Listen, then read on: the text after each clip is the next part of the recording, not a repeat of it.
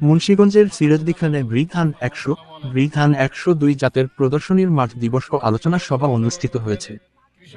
গাজীপুর ফলিত গবেষণা বিভাগের আয়োজনে এবং উপজেলার কৃষি সম্প্রসারণ অধিদপ্তরের সহযোগিতায় আজ বুধবার সকাল 10:30টার দিকে উপজেলার বাসাইল ইউনিয়নের ডাকাতিয়াপাড়া গ্রামে বৃধান ১০০ এবং দুপুর 12:30টার দিকে উপজেলার রাজানগর ইউনিয়নের নয়ানগর গ্রামে বৃধান ১০২ জাতের প্রদর্শনীর মাঠ দিবস ও আলোচনা সভা অনুষ্ঠিত হয়।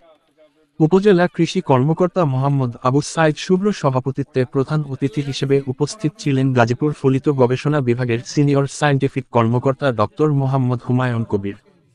বিশেষ অতিথি হিসেবে উপস্থিত ছিলেন সিনিয়র সায়েন্টিফিক কর্মকর্তা মীর মেহেদী হাসান।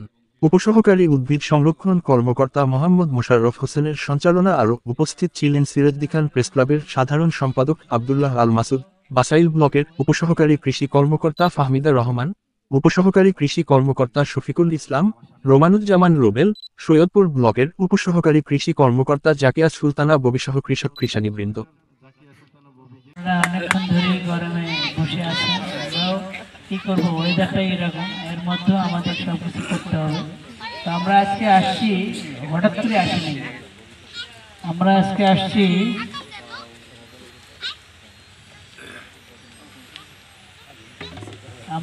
আসছি এই যে বঙ্গবন্ধু ধান ১০০ মাঠ দিবস করার জন্য। এটা আমরা মৌসুমের শুরুতেই, এই বড় মৌসুমের শুরুতেই কিন্তু আমরা এই উপজেলায় এই প্রদর্শনীর বীজগুলো পাঠিয়ে দিয়েছিলাম। আমরা এই উপজেলা কৃষি অফিসার মহোদয়ের ওখানে আমরা বীজ পাঠিয়ে দিয়েছিলাম যে এই নতুন নতুন জাত, এটার আমরা প্রদর্শনী এই উপজেলায় করব, এবং প্রদর্শনী শেষে আমরা যখন ফসল পাকবে সেই সময় আমরা একটা অনুষ্ঠান করব, করে সবাইকে জানাই দেব। তা আজকের অনুষ্ঠানটা হলো সবাইকে জানান দেওয়া যে এই যে একটা নতুন জাত, যদিও এটা কয়েক বছর আগে ৩-৪ বছর ধরে এটা রিলিজ হয়েছে, এর সাথে আরও নতুন জাত আছে, ১০২ও আছে। এই বঙ্গবন্ধু ধান ১০০, বঙ্গবন্ধু ধান ১০১, বঙ্গবন্ধু ধান বৃধান ১০১, বৃধান ১০২, সর্বশেষ যেটা বৃধান ১০২ বড় মৌসুমের জন্য, এবং বৃধান ১০৪ও আছে। হয়তো বৃধান ১০৪-এর একটা বোধহয় প্রদর্শনী আসছিল না, একটা বীজ যেহেতু কম ছিল।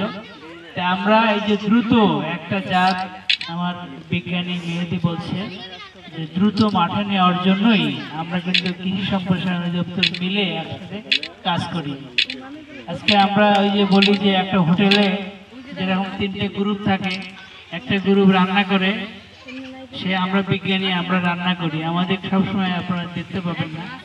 আর একটা গ্রুপ আছে যে পরিবেশন করে, খাবারটা নিয়ে আসে, আর তাদের কাছে নিয়ে আসে যারা বসে খায়।